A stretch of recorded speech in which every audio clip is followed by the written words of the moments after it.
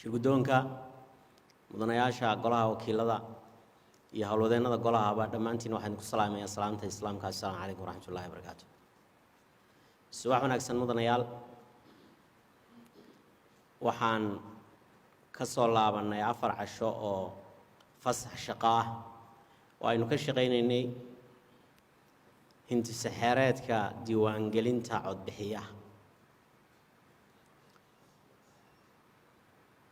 ilaahay waxaan uga rajaynayaa xildhibaan Sheekh Cabdilaahi aayadaha qur-aanku inoo akhriyay iyo wacdii ka dambeeyay baynu inooga anfaco, isagana ilaahay miisaanka xasanaadka uu saaro.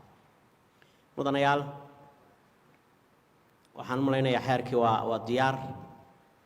intaynaan gudagelin hawsha waxaan rabnaa inaan buuxinno 8 xubnood ee bannaanaa golaha inay saaka inagu soo biiraan si shaqada ay wax inoogala qabtaan.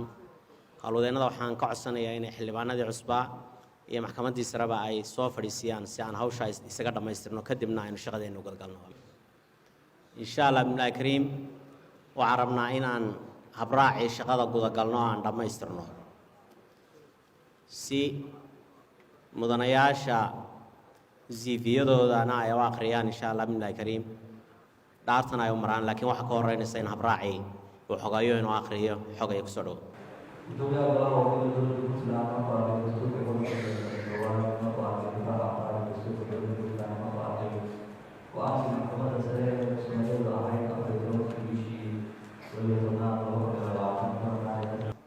kuna saabsaneed soo xulidda xubnihii bedeli lahaa 8 xubnood ee laga xayuubiyey xaaminimada iyo xasaanadda iyadoo la raacayo habraacii hore.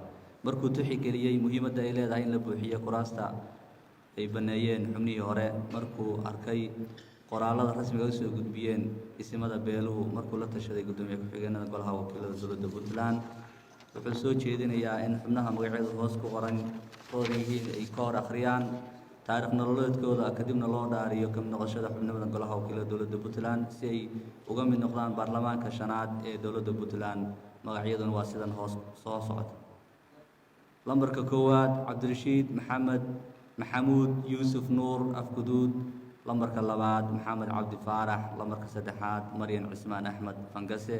lambarka 4 Faarax Sulub Jaamac. lambarka 5 Maxamuud Saalax. lambarka 6 Cabdicasiis Xuseen Maxamuud Garagoos. lambarka 7 Cabdiqani Nuur Faarax Muuse. lambarka 8 Cabdullaahi Maxamed Maxamuud Mirood. wabilaahi towfiiq. waxaa ku saxiixan gudoomiyaha golaha wakiilada.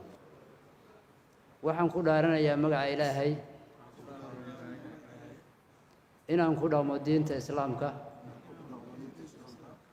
dastuurka dalka Puntland iyo qawaaniintiisa dhowro, xilka la ii dhiibay daacadnimo u guto,